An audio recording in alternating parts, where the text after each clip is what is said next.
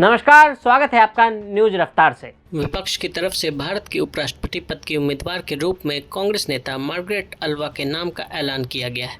NCP supremo Sharad Pawar ने press conference करते हुए कहा कि विपक्ष की उपराष्ट्रपति पद की उम्मीदवार मार्गरेट अल्वा होंगी। पश्चिम बंगाल के गवर्नर जगदीप धनखड़ के मुकाबले विपक्ष की ओर से पूर्व गवर्नर को मैदान में उतारा गया है।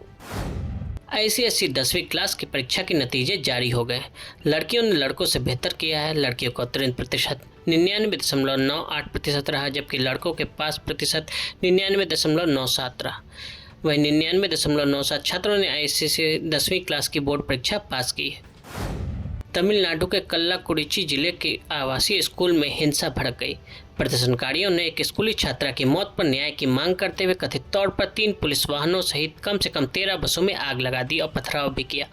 दरअसल कल्लाकुरिची के चिन्नासलेम में एक निजी आवासीय स्कूल में पढ़ने वाली 17 वर्षीय छात्रा 13 जुलाई को छात्रावास परिसर में मृत पाई गई।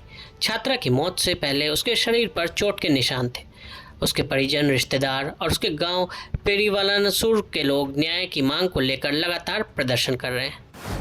भारत और चीन पूर्वी लद्दाख में वास्तविक नियंत्रण रेखा एलएसी पर गतिरोध के बाकी बचे बिंदुओं संबंधी विशेष मुद्दों को हल करने के मकसद से रविवार को 16वें दौर की उच्च स्तरीय सैन्य वार्ता की।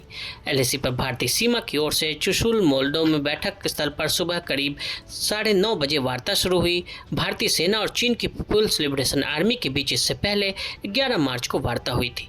15वें चरण की वार्ता में कोई ठोस नतीजे नहीं निकले थे। भारत ने कोरोना वायरस के साथ जंग में एक नया मुकाम हासिल कर लिया है। देश ने 200 करोड़ वैक्सीनेशन का आंकड़ा छू लिया है। भारत ने यह आंकड़ा मात्र 18 महीने में ही पार कर लिया। कोरोना के टीकाकरण की शुरुआत पीएम नरेंद्र मोदी ने 16 जनवरी 2021 को की थी।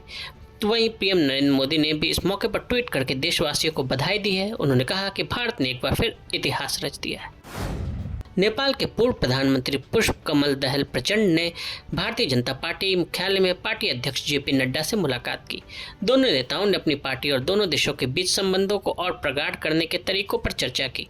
नेपाल की कम्युनिस्ट पार्टी के अध्यक्ष प्रचंड नड्डा के निमंत्रण पर भारत के दौरे पर हैं। विदेश मंत्री एस जयशंकर भी चर्चा का हिस्सा थे। केंद्रीय रिजर्व पुलिस बल के एक सहायक उप निरीक्षक की आज दोपहर एक आतंकवादी गोलीबारी में मौत हो गई, जबकि पुलिस और सीआरपीएफ की संयुक्त नाका पार्टी पर हमला किया गया। हमला दक्षिण कश्मीर के पुलवामा जिले में गोंगू क्रॉसिंग के पास हुआ।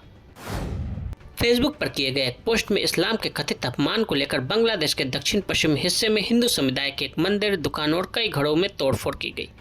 रविवार को मीडिया में खबरों में ये जानकारी दी गई। ऑनलाइन समाचार पत्र bdnews24.com ने स्थानीय थाने के निरीक्षक हरन चंद्र पाल के हवाले से खबर दी कि शुक्रवार शाम को नारेल जिले के सहपारा गाँव में अज्ञात लोगों ने कई घरों में तोड़फोड़ की और एक मकान को आग के हवाले कर दिया।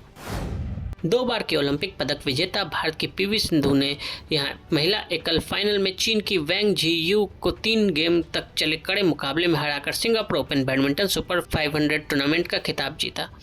प्रधानमंत्री नरेंद्र मोदी ने रविवार को पहली बार सिंगापुर ओपन का खिताब जीतने के लिए दिग्गज बैडमिंटन खिलाड़ी पीवी सिंधु को बधाई देते हुए कहा कि यह देश के लिए गौरवपूर्ण लम्हा है। उनकी जीत आगामी खिलाड़ियों को प्रेरित करेगी। भारतीय तेज गेंदबाज जसप्रीत बुमराह पीठ की ऐंठन के कारण इंग्लैंड के खिलाफ निर्णायक तीसरे वनडे से बाहर हो गए। अंतिम एकादश में इस 28 वर्षीय तेज गेंदबाज की जगह मोहम्मद सिराज को शामिल किया गया। बीसीसीआई ने जारी बयान के मुताबिक जसप्रीत बुमराह पीठ में ऐंठन के कारण इस मैच से बाहर हो गए। अगर आप भी लेना चाहते हैं देश दुनिया की तमाम जानकारी तो आज ही सब्सक्राइब करें हमारे चैनल को। साथ ही नीचे दिए बेल आइकन को जरूर दबाएं ताकि हर अपडेट आप तक पहुंच सके।